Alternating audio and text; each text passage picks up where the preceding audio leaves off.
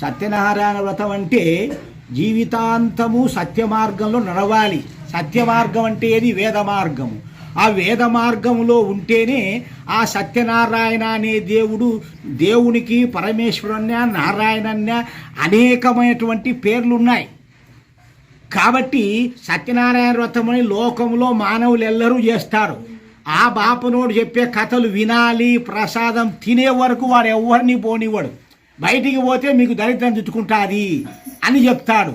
బయటికి వాడు ఎవడో ప్రసాదం తినకుండా పోయింటే వాడికి దరిద్రం చుట్టుకునేది.